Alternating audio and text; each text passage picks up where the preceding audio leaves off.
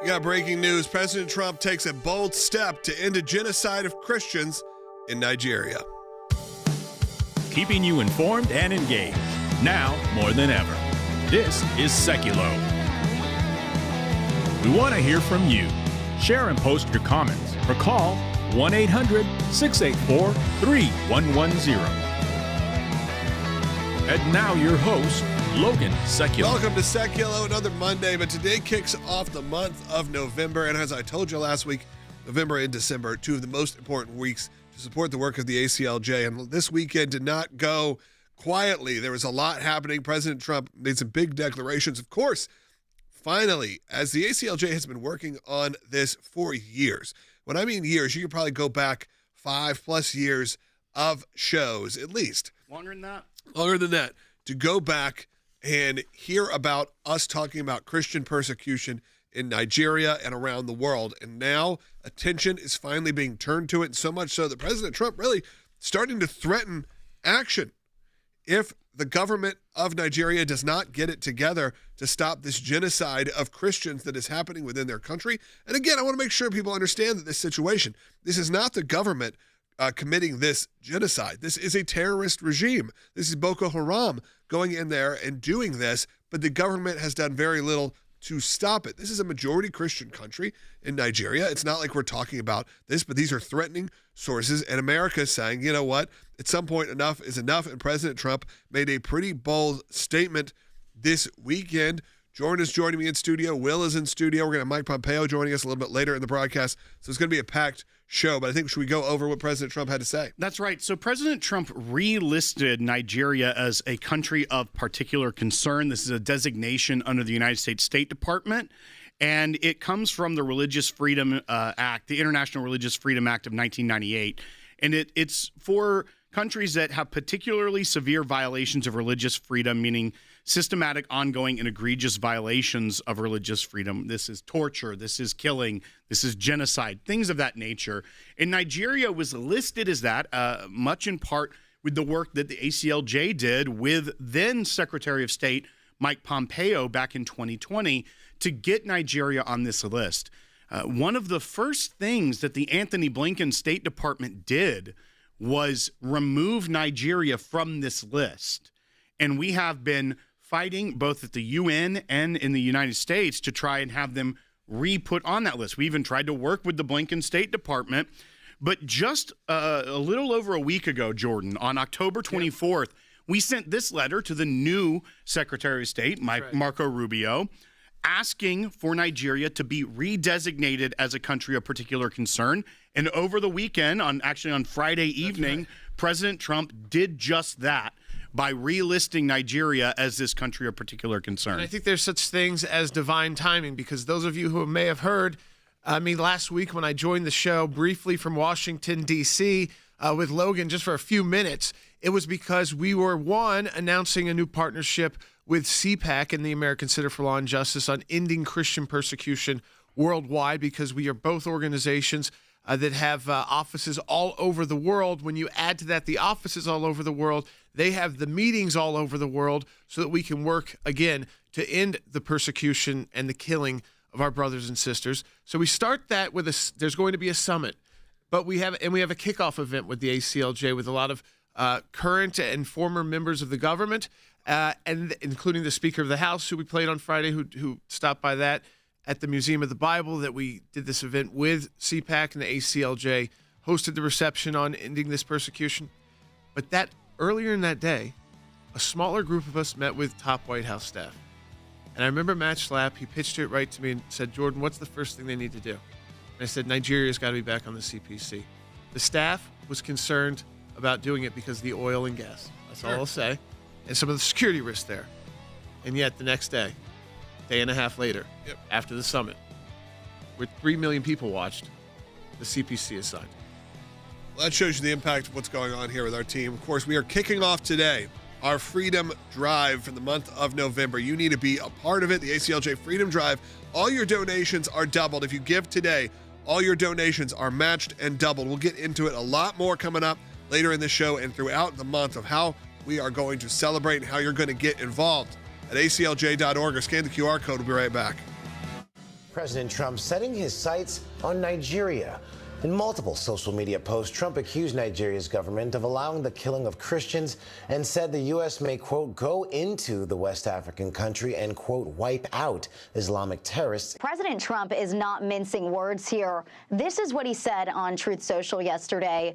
If the Nigerian government continues to allow the killing of Christians, the USA will immediately stop all aid and assistance to Nigeria and may very well go into the now disgraced country guns a-blazing to completely wipe out the Islamic terrorists who are committing these horrible atrocities. This has been happening for a couple of years now. Nothing has been done. So I feel if Donald Trump said they don't want to come in, they should come in, and there's nothing wrong with that. What you have is a terrorist organization, particularly in the north in Nigeria, Boko Haram, that is literally burning churches, massacring people, torturing people, running them out of their homes to the tunes of tens, if not hundreds of thousands. The president of Nigeria claims the reports of violence are misleading and says on X, the characterization of Nigeria as religiously intolerant does not reflect our national reality, nor does it take into consideration the consistent and sincere efforts of the government to safeguard freedom of religion and beliefs for all Nigerians.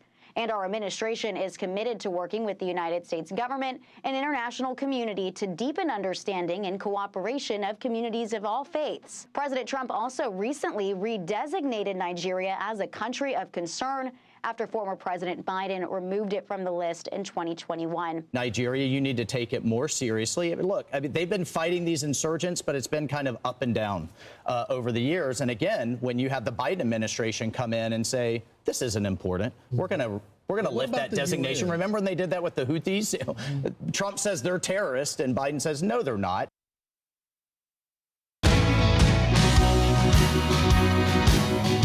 Welcome back to Sekulow. We are going to take your phone calls about this and other topics, but we're going to focus on this for right now. Of course, tomorrow is the election in New York? Tomorrow You're is, 24 yes. hours away. Of course, And in Virginia as well, and New Jersey. And look, a lot of these go hand in hand. Jersey. You know, these are very similar conversations that are happening. It's just in different extremes, whether you're talking about what's going on with the Christian and the Jewish communities in New York City, and of course, to the much more extreme level of what's going on in Nigeria and other places around the world where Christians are being not just persecuted, if you will, but murdered. And President Trump put out a statement. I want to make sure you heard from him and you got to hear from him. He put out a statement and he had some audio. Let's go ahead and play President Trump Bite 2, just so you can set this up, and then I'll read to you his official statement.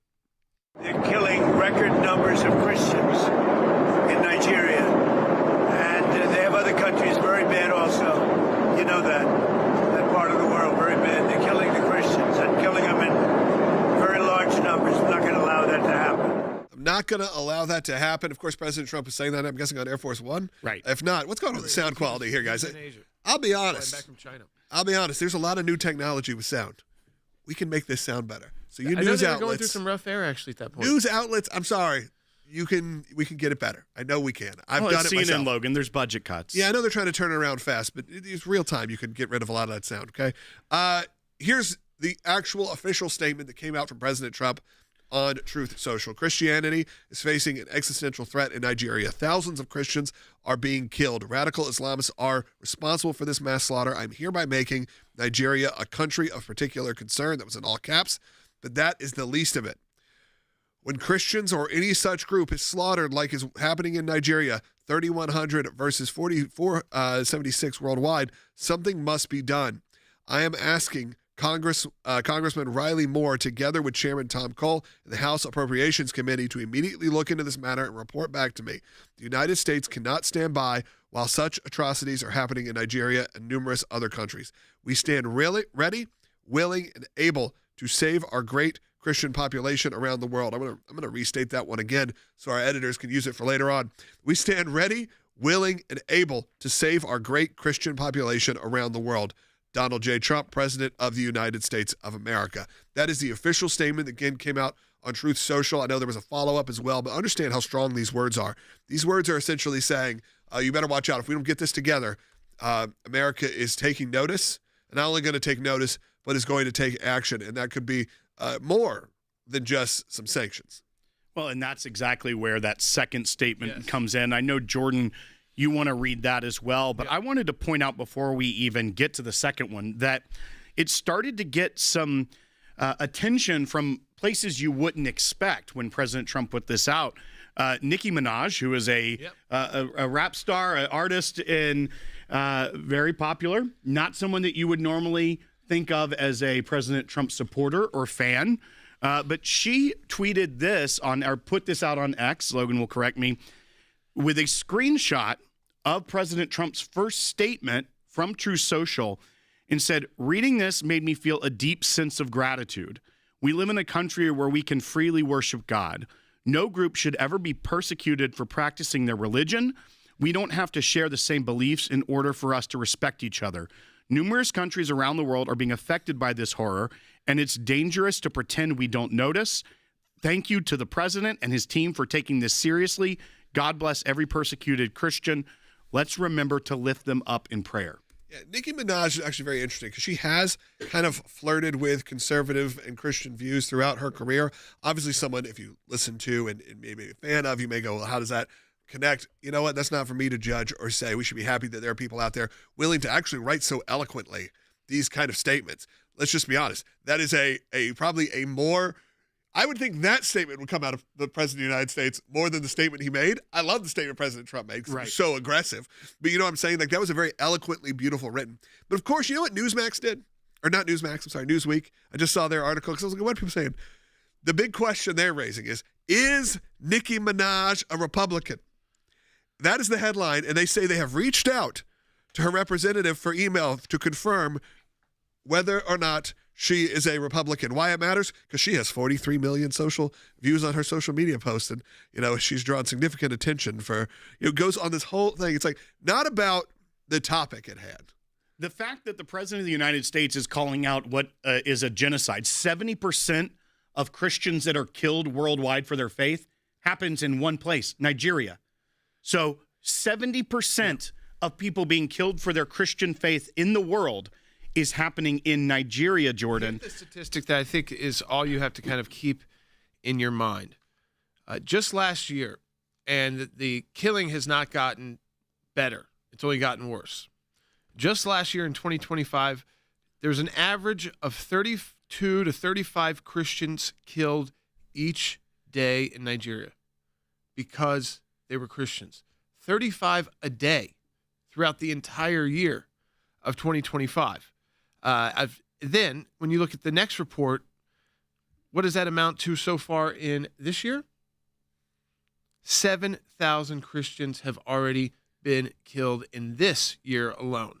I mean, so we are talking about persecution at its again highest level, and there's got to be action taken on the ground. The Nigerian government has the resources to do it if the world puts that pressure on. The first step in the world putting that pressure on is the leader of the free world, the United States of America. So what does that action look like for Nigeria? And then if they don't, what does that action look like for America? So there's two things that come with being on a country of particular concern list that are important. One, companies now who do business there also now have an interest in making sure you get your act together. Because let's say you are one of those big oil and gas companies with corporations and activities in Nigeria.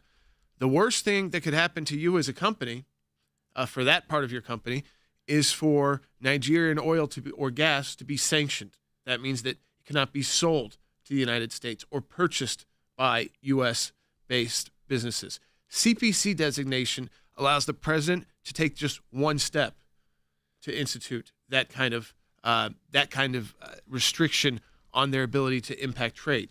But that doesn't just affect Nigeria, Logan. Like I said, that then means that big oil and gas companies based in America that do work in Nigeria now also can need to go to the Nigerian government and say, get this under control or else we will no longer be able to do business with you and we'll have to stop our operations in Nigeria. So it puts not just the world on notice, but everyone who does business in the United States on notice that you're a step away, if you don't get your act together, from being cut off from the world's economy. Well, and Jordan, you also brought up that there's a second step as well, and that's what President Trump alluded to in his second statement on this. I know you wanted to read that as well to the audience. I think the second step is what he talks about here in his second remark just a day later. If the Nigerian government continues to allow the killing of Christians, the U.S. will immediately stop all aid and assistance to Nigeria. That's also, something you can do under the CPC. So you're not just saying you might be sanctioned. We're also going to stop giving you money if you're going to tell us that you don't have the resources to better protect these communities. First of all, that's not the truth. The truth is these soldiers don't want to protect certain areas because there may be, though, religious similarities. They may both be Christians. They could come from different tribal backgrounds, and so they don't want to be the ones sent to defend this other tribe. Also, the government wants to keep its military from fighting out with Boko Haram. They want to keep them around them to keep them safe so that their major cities are able to operate. And this is just kind of happening off in the hinterlands, away from major cities. But when 35 people are being killed a day in a country we do business with like this, President Trump is going to go further. So he said, again, the assistance would cut off, and it may go into that now disgraced country, guns a-blazing, that we may go in to that now disgraced country, guns a-blazing to completely wipe out the Islamic terrorist. I know I was with Eric Prince, actually, famous for founding Blackwater, on Thursday. He was at our summit. He is trying to work right now with the Nigerian government and could play a role with this U.S. action in contracting that out for them to go in and protect these communities. When you hear about that, whether that's through them or whether that's through American military force, what do you think? I know there's been a lot of push, a lot of recent, especially when we've had Israel and Gaza and everything that's happened over the last, Russia and Ukraine over the last few years. How do you feel about the U.S. getting involved in this? Obviously, here at the ACLJ, we're very supportive of what President Trump is saying. That's something we have been fighting for years. So, yes, and somewhat it's a breath of fresh air to have these kind of moments happening. But I want to hear from you and your thoughts. Next segment, Mike Pompeo is joining us. But then after that, I'm going to take as many calls as I can. So 1-800-684-3110. Are you in favor of this? I know right now, especially in this first half hour, a lot of you are listening on Christian radio. You want to get involved in where you want to support Christians. And maybe your heart is being pulled a little bit differently right now. And you're going, this is where we need to be talking about what's happening here. Maybe not just some of the sort of fluff that's happening throughout the country and throughout the world. This is where people are being murdered for their faith. This is where, this feels like biblical times happening in Nigeria. Do you want us to get involved as the United States of America? Well, I'll take both sides here, or any side. 1-800-684-3110. That being said, 25 seconds left of this segment.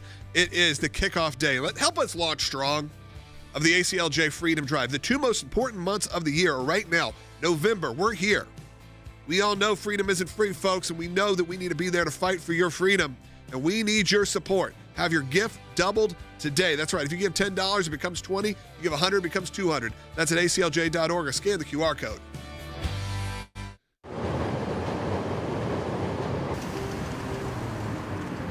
We're here at the Cook County Circuit Court where we're going to trial for two of our clients. They were street preaching downtown Chicago, targeted by the police, cited for a noise violation. It's completely unjust, and we're here to defend them in their criminal court. At the ACLJ, there's no small cases for us. This might be a misdemeanor, but this is something that could go permanently on their record. It could be a permanent stain on their reputation.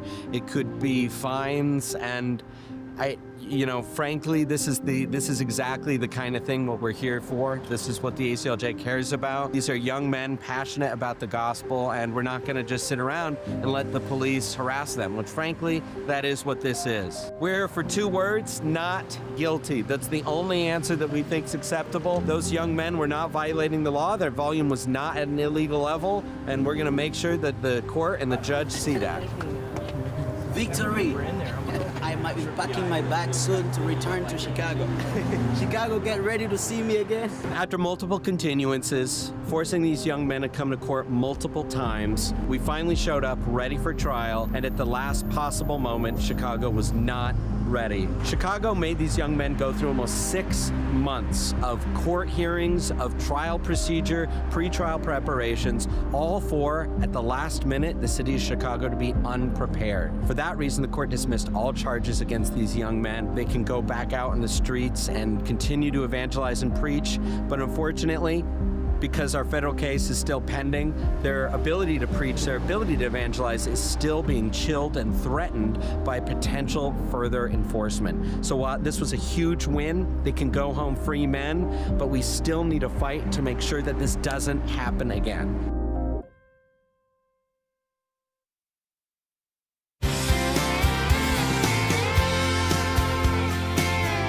Welcome back to Sekulow. We're now joined by Senior Counsel for Global Affairs, Mike Pompeo. Secretary Pompeo, obviously a lot in the news this week about Nigeria. President Trump announced online the relisting of Nigeria as a country of particular concern.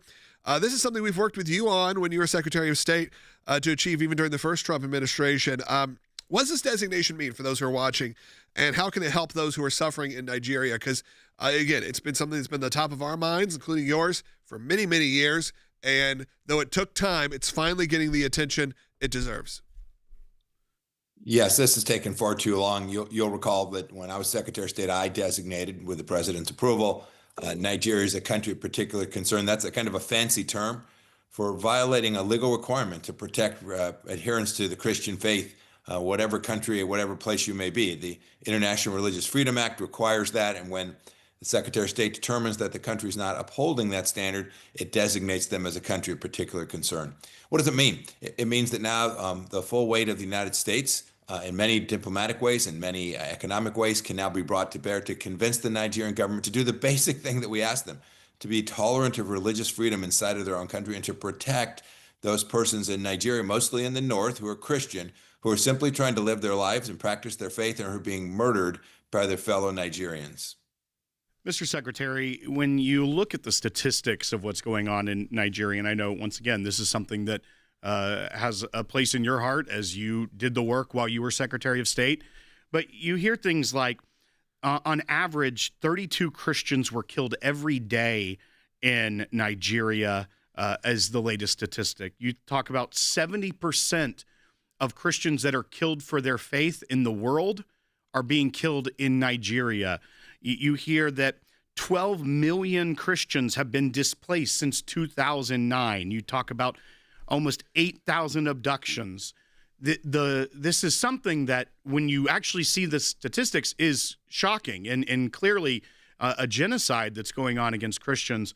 Why do you think that something that is as egregious as this is, that's happening in Nigeria, doesn't really break into the mainstream? It's not something we hear about. It takes people like the president and people like you and the current Secretary of State who are willing to put it out there and take these steps, because it's clearly not the popular cause on college campuses in this country.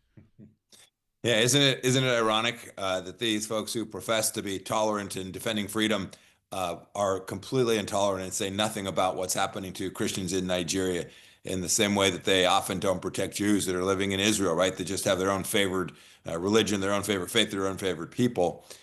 You're right. I think what you started with here is really important. The scale of what's taking place here is enormous. Nigeria seems like a long ways away. I get it for many Americans, but for us as believers, this is a major country that has Islamist murderers killing Christians in the northern part of Nigeria. And we ought to, at the very least, call it out, identify it, raise it as a systemic problem. We should support the Nigerian government and tell them, no, you've got to go fix it. If you can't, we will help you. And if they don't, we need to do the necessary to protect and defend those Christians, just as we do for people of every faith in every country all across the world. It's been at the center of American policy. I was appalled when the Biden administration, under Secretary Blinken, undid the designation as soon as they came into office.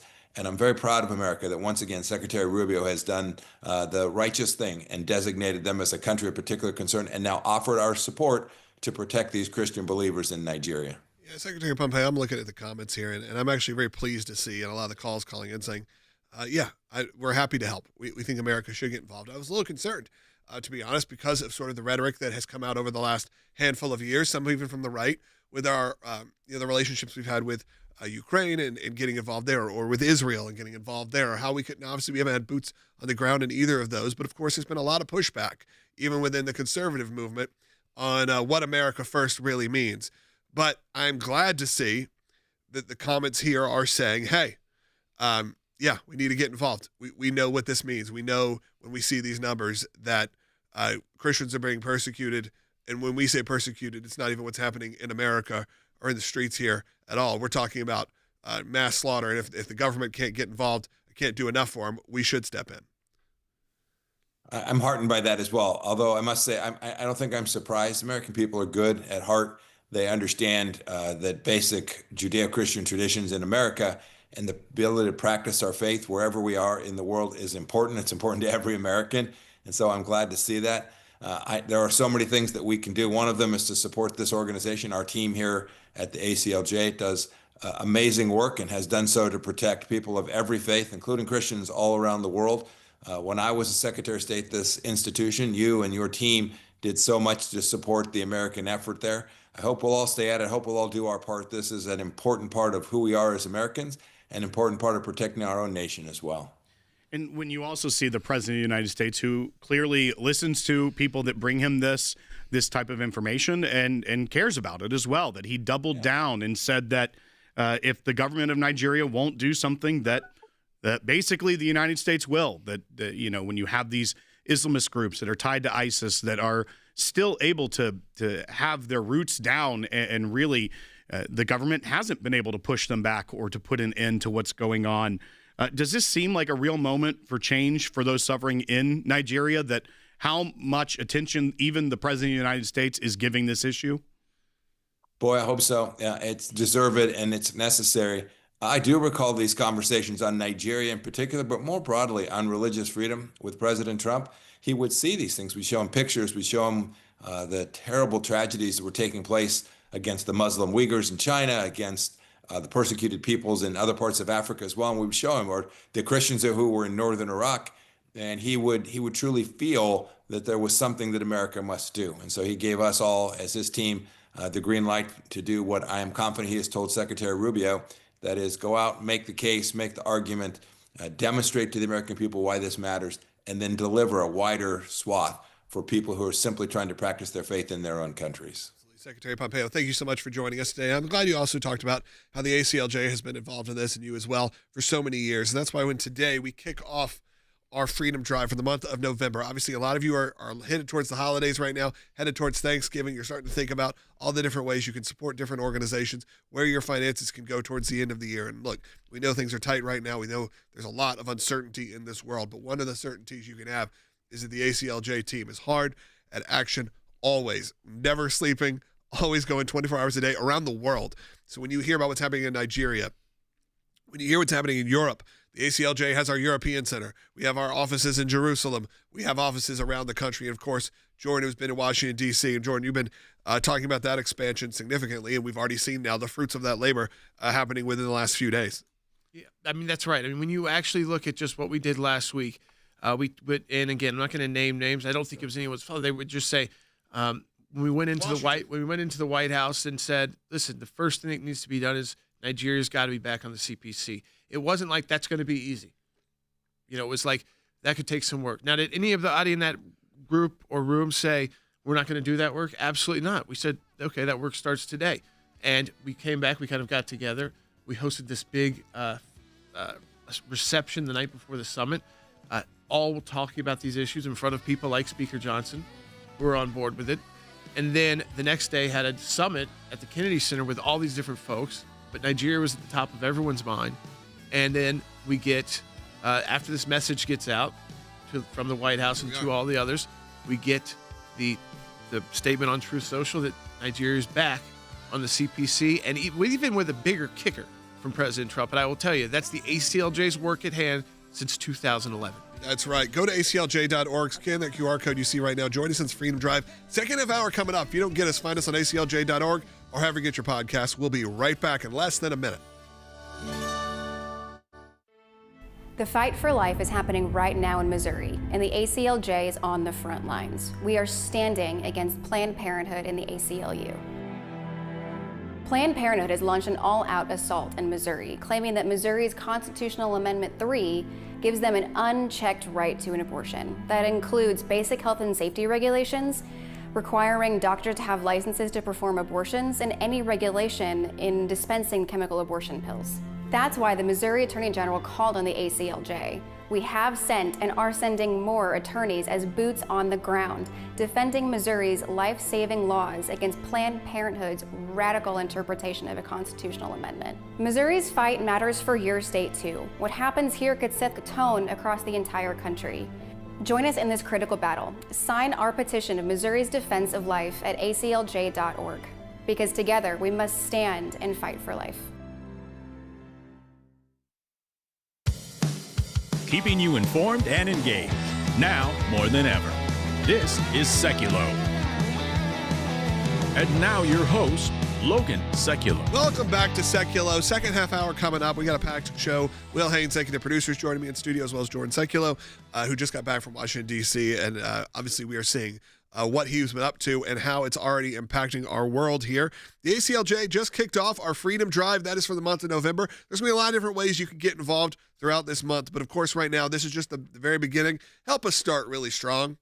Okay, it gives a lot of confidence to our team when we know we got a big opening day. Help us have a big opening day here for this drive. All donations are doubled. So that's right. If you give $20, it becomes $40 in impact, and so on and so on. And we're doing a lot of work also in Washington, D.C. And of course, you're going to hear about Jack Smith and some of those things always. But now the ACLJ is getting involved, and we're going to break that down for you in the next segment, how we're getting involved. And of course, the main topic of today is a topic that has been on the minds and hearts of ACLJ supporters and champions for years and years now.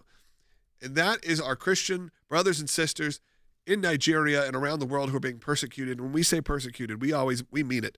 We don't mean it in terms of, you couldn't have your Bible club. Of course, that's bad. You couldn't have your Christmas display. Of course, that's bad. We're going to always support you. We're always going to be there for that. We're talking about people that are losing their lives, and not, a few people.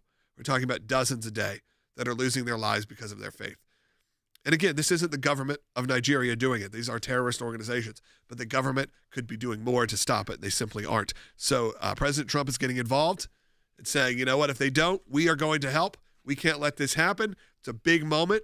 I don't think we should be celebrating. That's the wrong word. But no, the ACLJ action that you have been working at for years is really starting to pay off. And as the Washington, D.C. office expands, this is a big deal. And none of that happens without you. None of that happens without all of your support financially. And of course, those who just watch, that helps a lot too. If you just subscribe, if you just put in the comments, look, I'm always looking for comments, and I know people are like, well, I got nothing to say. I don't know what to do. Here's what I like to do. And as I take this next call, I'd like you to do it. Just put in the comment where you're watching from. If you're watching on YouTube or Rumble right now, or any of the outlets that have a chat, live chat, if you're watching us live, because know that really helps. One, it helps us know where you care about. Like if we see, hey, we got this many people from Texas, that's great. We're monitoring all of it. But then we see people from around the world. Because if you were able to reach every point, if you have internet and free internet in terms of freedom of speech, you will find us there. If they have YouTube, we're there. And it's really been amazing. Logan, I did want to bring up a point that you were talking about, how long we've been fighting for this. We had our team pull together a list of the actions that we've taken on Nigeria since 2011. And it's 6 pages long. It's 2011. 2011. So 15 years. Just shy, because it was January of 2011 is the first thing on here. So just shy of 16 years that we have been, or 15 years that we have been working on this. And when you also look at the fact that it took 9 years, Jordan, for us to get the first designation of country of particular concern. It was towards the end of the Trump term, the first term. Why is that? Because like you said, there's a lot of voices in D.C., and it takes a long time to break through on some of these issues. Fortunately, that was a great move because we've been working since the Obama administration to get there. However, what did the Biden administration do? Overturned it. One of the first things that Secretary Blinken did as Secretary of State was overturn this designation. We've got it again from the president, from Marco Rubio, early in this administration, which means that there's a real chance that something can be done about it. Because it's not like all of a sudden there's going to be a change in administrations and they're going to undo it and take away all the teeth of what the U.S. government did. It was so incredible that Secretary Pompeo was able to get it done. But when it was taken away, all the teeth went away. Now we have it early. Now what we've been fighting for since 2011 in this 6-page document of actions around the world, we're hopefully going to start seeing some real action to get this genocide to stop in Nigeria. And we'll be involved in it. We'll be expanding our efforts. We're going to get involved as much as we can. Of course, at aclj.org, you can help us get there. Because none of this happens because of you. If you hear ads in your local market, that doesn't go to us. That goes to the network. If you get ads on YouTube, know that that is so little in terms of our budget. That just maybe will pay off maybe half a salary of someone who does our YouTube productions. I mean, this is what we're talking about here. We're not talking about things that are moving the needle here. What moves the needle is you getting involved on an individual level. Do it today. When we get back, we're going to kick it off with some calls. Michael, stay on hold. You're next as an ACLJ champion. You'll be up first. The FBI says former special counsel Jack Smith tracked private communications and calls of nearly a dozen Republican senators. This apparently part of his investigation into, quote, the events of January 6, 2021, operating under the codename Arctic Frost. Could you imagine if it was a different situation and it was the Department of Justice under President Trump spying on 6 Democratic senators, what the reaction would be? It's a really troubling, I think, diagram of how the deep state was working under Joe Biden. The FBI, the DOJ, working hand in glove to pry into the lives, the conversations, and the data of Republicans. It sure looks like targeting political opponents to me, and yet I haven't heard a word from that side of the dais about any concern whatsoever. We've got nothing but concerns today, but no concern at all for a Justice Department that is tapping the phones of sitting United States senators because who knows why. The importance of fighting back here is not just to protect these senators' constitutional rights, but all of our constitutional rights, because if it's this easy to get their information, how easy is it to tap your phone? The period of time that Smith and the FBI is looking at is a time when Congress is in session doing work protected by the Constitution. They were certifying the 2020 election. So there's a very serious separation of powers issue here. Why did the executive branch take this thing?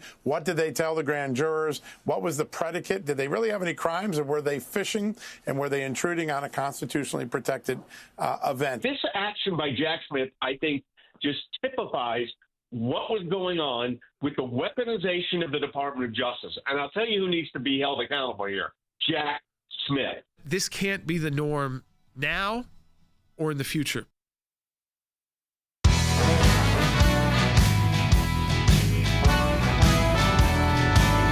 Welcome back to Sekulow. We are going to move on to another topic, but I quickly wanted to hop to phone calls. And if you want to call in, 1-800-684-3110 in the next segment. We'll take as many calls as we can. Let's go to Michael, though, because he's an ACLJ champion calling from Texas. When you're a champion, you give on a monthly basis, automatically, like a membership. But one of the little perks I always give, it's not like all listed on the perks, is I like to, if you tell our phone screener, I'll bump you up to the front, because you know what? You're the backbone of the organization. You are creating that baseline for us, and I appreciate it. Michael in Texas, go ahead. Yes, thank you for taking my call. I'm listening on Sirius XM. Awesome. My question is dealing with the persecution of the Christians. Where is the UN, and why haven't they done something about this long ago? Sure, the ACLJ is really involved in the UN, as you know. We are there all the time, whether that is virtually or in person, whether that's Jordan, whether it's Cece. Our team is involved in the UN, and Will reached out and got some answers. That's right. Well, one, when I mentioned that document that is 6 pages long from 2011, a lot of the work is the ACLJ's work at the UN. I mean, starting with a UPR, which is a Universal Periodic Review, where we are, and our attorneys and those in our international team write the conditions of human rights, especially as we're concerned of religious persecution in the country. And that goes back more than 10 years, the work we've been doing there. And recently giving oral interventions on Nigeria. It is way through here, looking at all these statements to the UN Human Rights Commission, Human Rights Council, all of these actions that we're taking, not just here in the United States, but at the UN, to raise awareness on this. Now, the UN as a whole has mostly been focused on the issue of the internally displaced persons. I mentioned that since 2009, 12 million people have been displaced in Nigeria as a result of this violence. So in typical fashion, the UN is mostly looking at it not from a Christians are being persecuted issue, but they're like, there's refugees, people that are displaced, we need to get humanitarian aid, but not really with the teeth of trying to end a genocide. With the United Nations, and why we're there always to fight, because when I was there on the Congo, which we also were working on at the White House and last week on this new coalition we're part of, the ACLJ, when I testified, I was the only person who testified on the fact that the UN has been silent, unlike the European Parliament, which made it clear that those being killed are Christians in Eastern Congo, and the people doing the killings are Muslims. So to leave out that fact is to not fully accept what is happening on the ground, which is Muslim extremist groups feel like they can target these Christian communities who are not prepared to protect themselves against violent offshoots of groups like, again, that are being funded out of Rwanda, or, for instance, in Nigeria, groups like Boko Haram, which are part of the Islamic State network.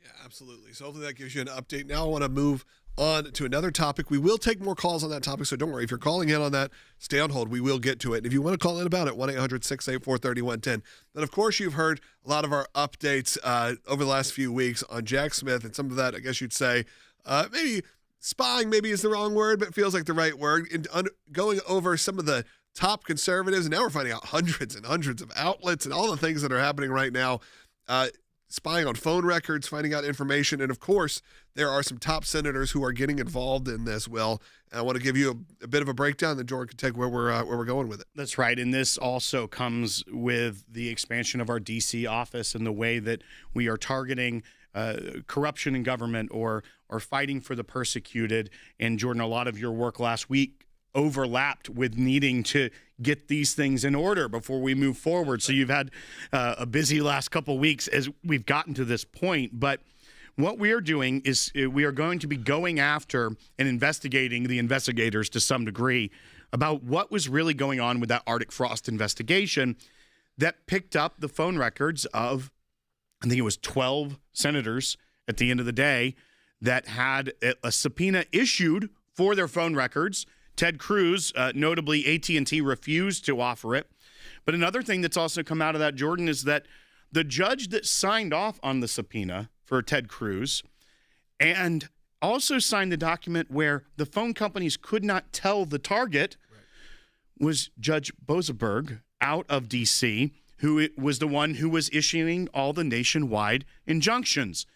So there's a lot here, but the ACLJ is now taking action on this. So a little bit of a preview for those who watch and participate in our show, because we'll be getting this out officially tomorrow. We'll be filing a FOIA.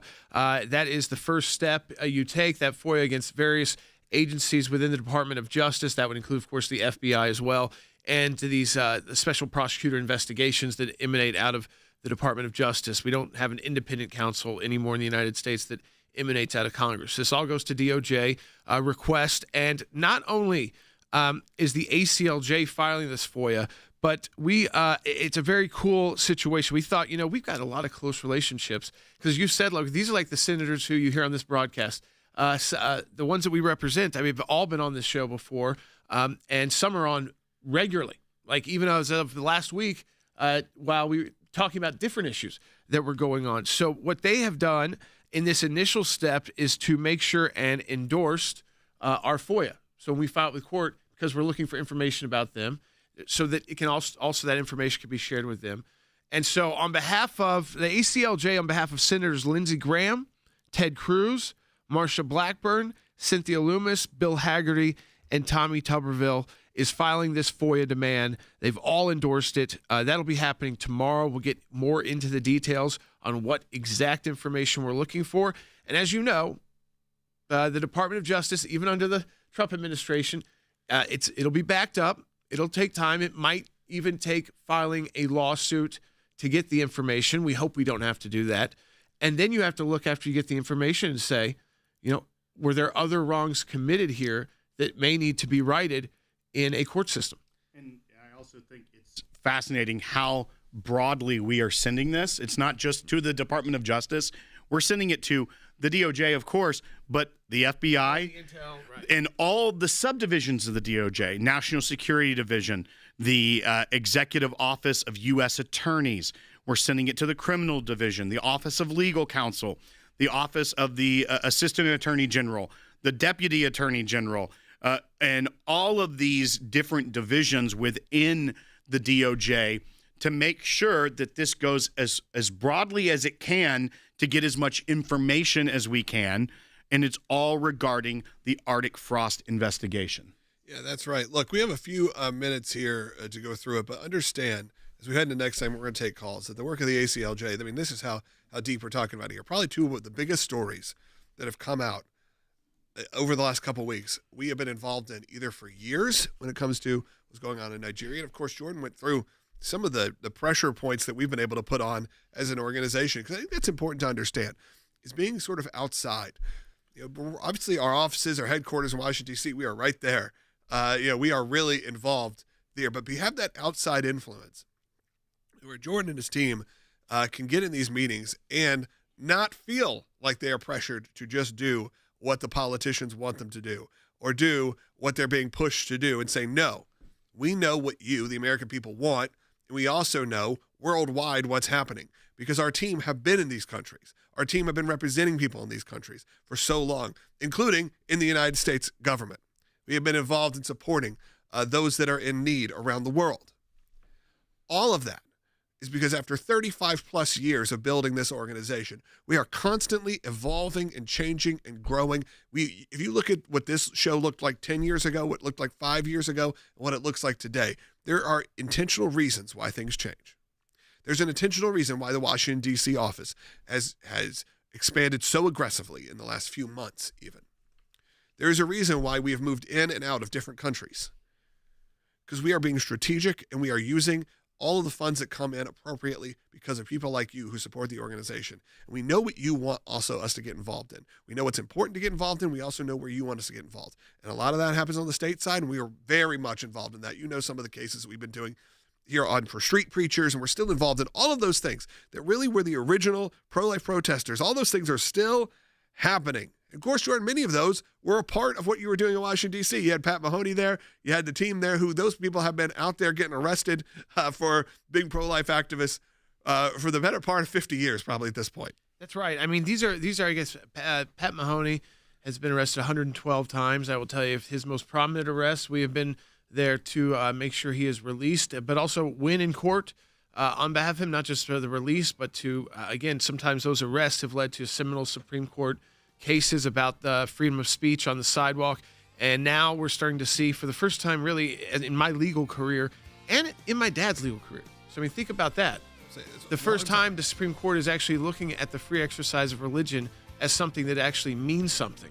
Again, when you read these rights that the government says we all inherently have and that they must protect. So all of this work going on at the ACLJ right here at home in the United States to protect your freedom of speech, your freedom of worship, your freedom to petition the government. And Logan, of course, engaging around the world to protect and hope save on this earth so many of our Christian brothers and sisters facing persecution. Absolutely. When we get back, we're going to take your calls. But between now and then, support the work of the ACLJ. Scan that QR code you see right now, or easily just go to aclj.org. Be a part of the Freedom Drive kickoff.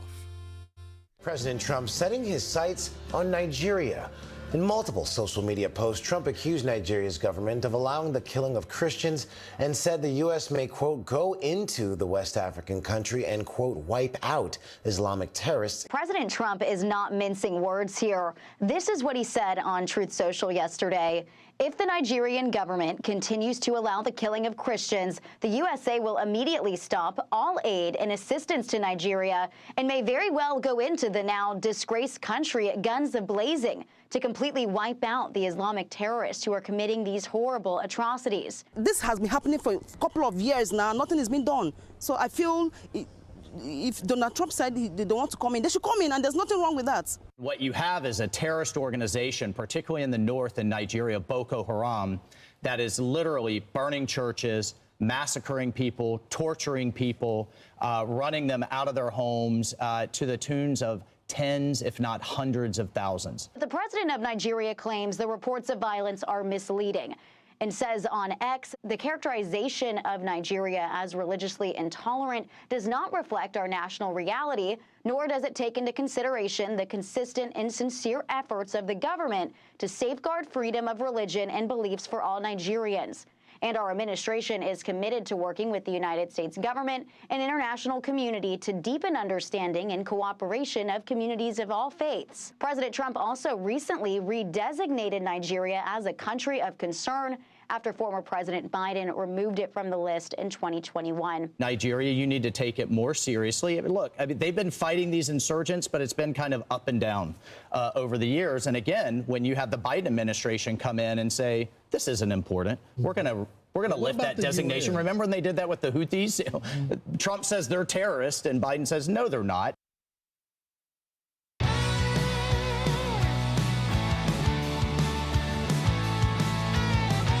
Welcome back to Sekulow. We're going to take your phone calls now. A lot of you have called in, and we have one line still open at 1-800-684-3110. A lot of very specific questions. We'll do our best to answer as many as we can. Some of you have been also on hold for a very long time. We'll do our best to get to you. Let's go to Allison, who's calling first in North Carolina, who is watching on X. Allison, you're on the air. Yeah, with all due respect to President Trump and his administration, why exactly are we waiting? Sure. My prayers are with all people who are persecuted everywhere. I think it's up to each one of us to help from wherever God's placed us. Yeah, go ahead, George. Again, waiting, remember, we're not even into the first year of this presidency, and we're talking about military actions. So having to go in and use U.S. resources and ask our allies to use their resources to go into Nigeria to protect these Christian communities. And the first step is to say, we already provide, like President Trump says, in why he's listing them, we already provide all these resources to Nigeria. They need to now go and show the world and the United States, so that they don't get additional sanctions and things like that, that they are actually going to go out and try and protect these communities with their own military. So that's the first step.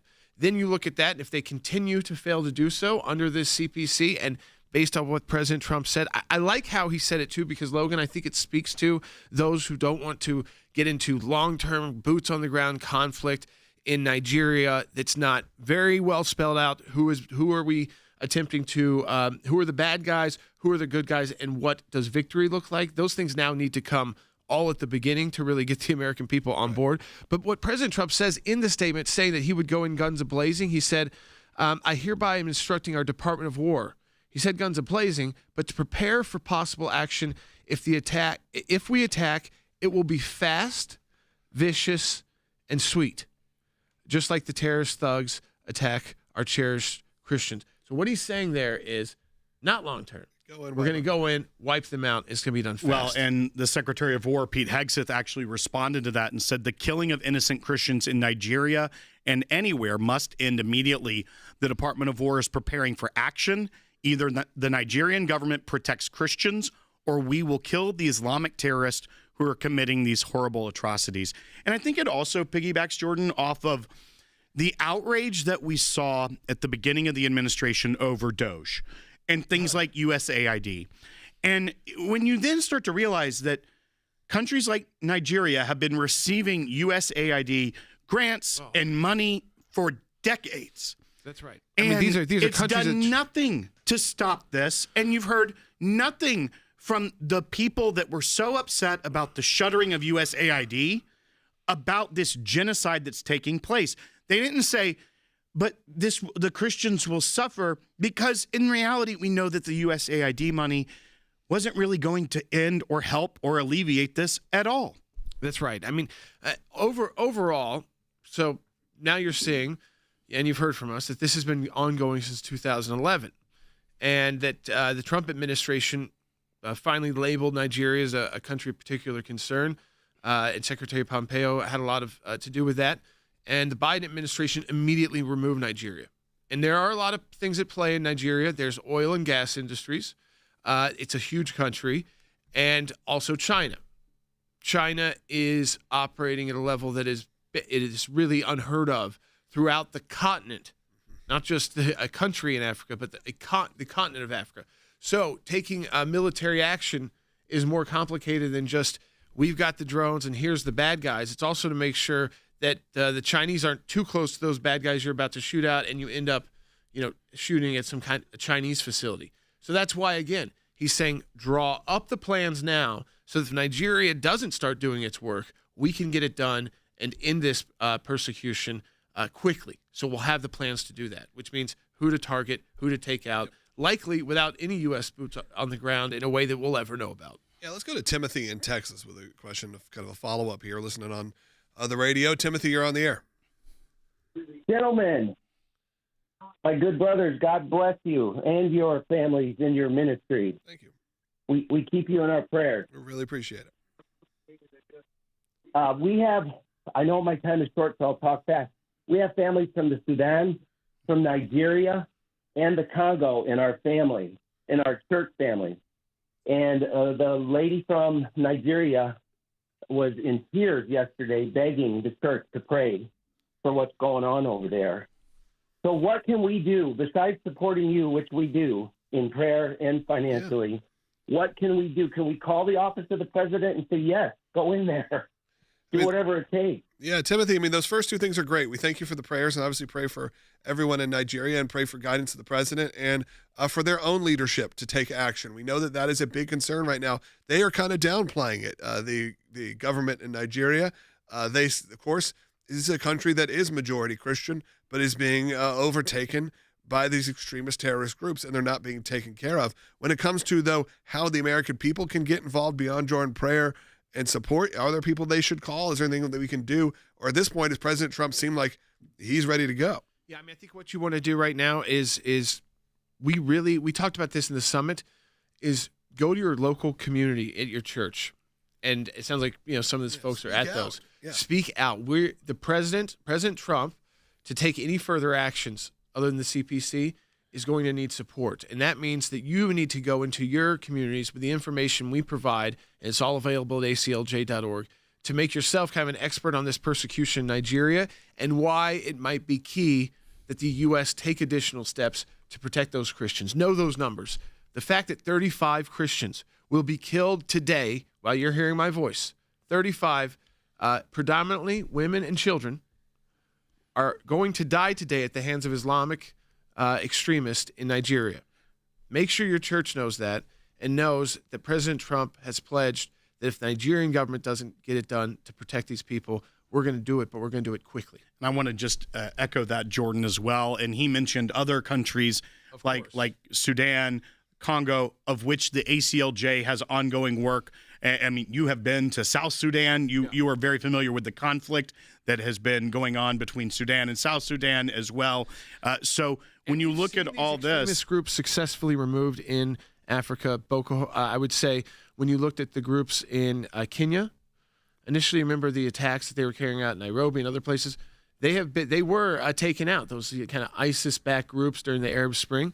It doesn't mean they can't prop up again, but what that means is that there is a history of these groups not being quite as supported and as large as some of the groups are in the Middle East, so that if you go in with full force, and I'm not talking about putting U.S. troops on the ground here, but drones and other ways, you can take out these groups and make areas that right now are worse than war zones because they're genocidal zones into a safe place to live again.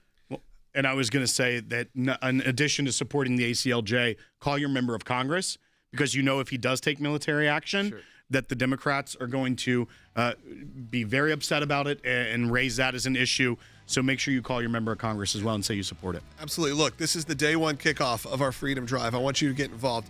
Do it right now at aclj.org. Unfortunately, Corliss and Marie, we are out of time for you. Please call back tomorrow. Maybe our phone's going to get your information to make sure. I think, Marie, we answered your question. But Corliss, I know we did not. We'll do our best to get to you tomorrow. It's going to be a big day tomorrow, obviously heading into the New York mayoral election, so we're going to cover that as well. And so much more here on Sekulow. But today, kick us off strong. You know the work we're doing is important. You've heard about it for this entire hour. Now I need you to get engaged. Get involved. We need the resources to keep fighting. These are the most important months of the year coming up as we head into the end of the year. Be involved at aclj.org/freedom or just scan the QR code on your screen. Make your donation. It'll be doubled today.